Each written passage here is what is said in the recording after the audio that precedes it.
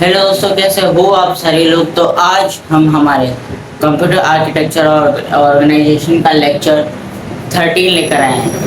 12th lecture में हमने जाना था टाइप्स ऑफ इंटरप्ट, जाने थे कितने टाइप्स के इंटरप्ट होते हैं, और हमने उनको उनके एग्जांपल उनको थोड़ी डिटेल में समझा था।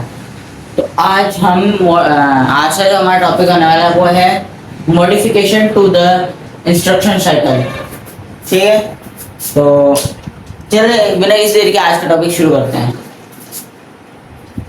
CPU checks if any interrupt has occurred या indicate interrupt signal। मैं आपको बता दूं, यहाँ इंस्ट्रक्शन साइकिल लिखा हुआ है, पर इंस्ट्रक्शन साइकिल में ही ऐड करा गया है इंटरप्ट को। इंटरप्ट साइकिल और इंस्ट्रक्शन साइकिल दोनों को एक ही साथ रखा गया है इस बार। ठीक है, तो ध्यान रखना, CPU checks if any interrupt has occurred या indicate interrupt signal। ठीक है, जो है CPU के चेक करता है कि कोई इंटरप्ट तो नहीं है, मतलब उस साइड में इंडिकेट कर रहा है सिग्नल को।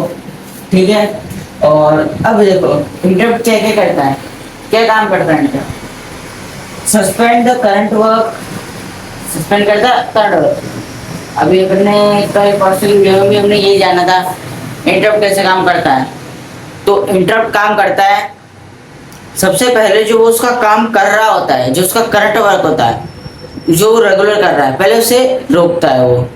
फिर क्या करता है, फिर जो उसे इंस्ट्रक्शन दिए गए हैं उनको वो क्या करता है, एग्जीक्यूशन करता है, एग्जीक्यूट करता है।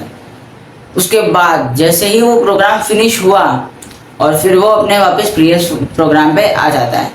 तो बस वही स्टेप्स इसमें है। सस्पेंड द करंट वर्क या programme, CPU pause the execution of the current program। ठीक है, सेकंड आगे, save the context, the CPU save the current state. जो इनकी जो करंट स्टेट्स होती है, जैसे प्रोग्राम काउंटर, रजिस्टर वैल्यू और स्टेप काउंट जो होते हैं, उनको वो क्या करता है, उनको सेव कर लेता है एक तरह से। ठीक है, ये तो हमारे दो, इसमें आते हैं 6 पॉइंट्स आते हैं इसमें। हमने अभी 2 की बात करी है, अभी हमारे 4 पॉइंट्स बाकी है, तो चलते हैं उनकी तरफ भी। तो अब आते हैं हमारे थर्ड की तरफ। तो हमारा थर्ड है डिटरमाइन इंटरप्ट हैंडलर। ये हमने जाना था कि देखो मैं आपको एक डायग्राम बनाता हूँ, यहाँ बनाता हूँ, देखना।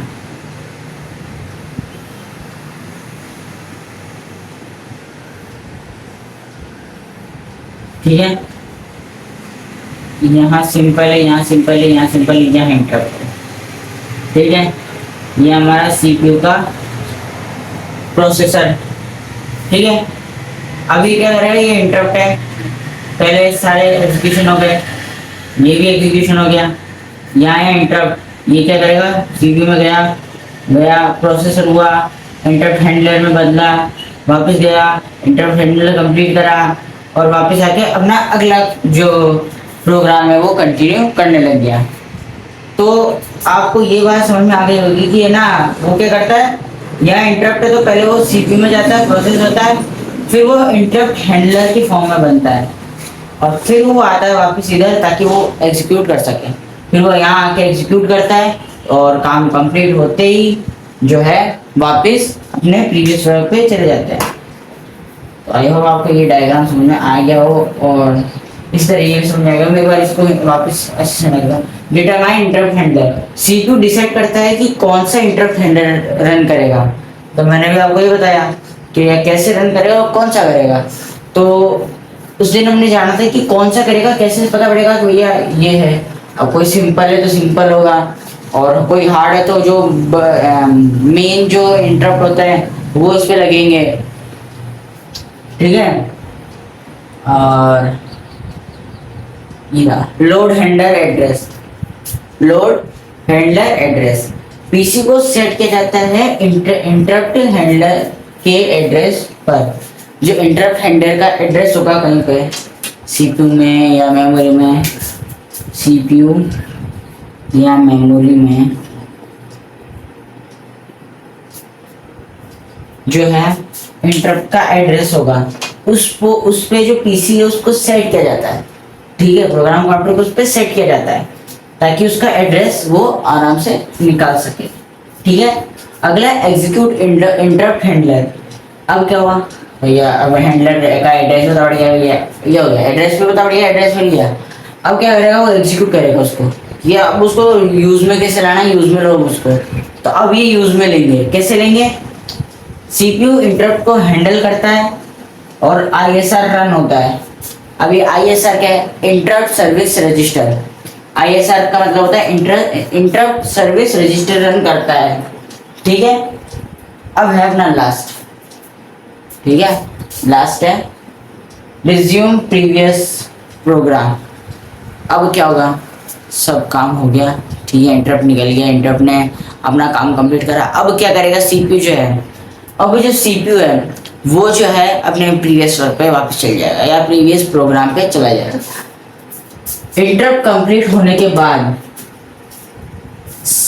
क्या होता है, जो सेव कंटेंट जो उसने करा था सेकंड जो हमने पहले देखा था अभी, उस पर उसने जो कंटेंट जो सेव करा था वो क्या होगा, रिस्टोर होगा।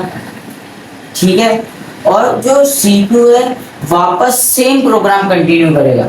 अब मान के चलो, एक मिनट इसको मिटा देते हैं।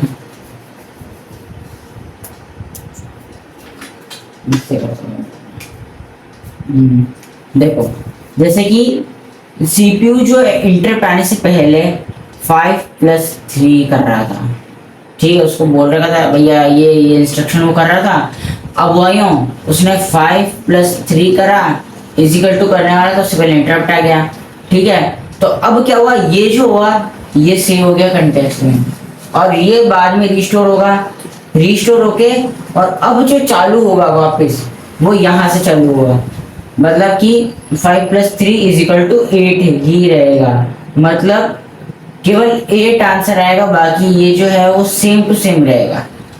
ठीक है, मतलब जहां से उसने प्रोग्राम छोड़ा वहीं से वो प्रोग्राम को वापस स्टार्ट करेगा। तो आई होप आपको ये समझ में आ गया होगा।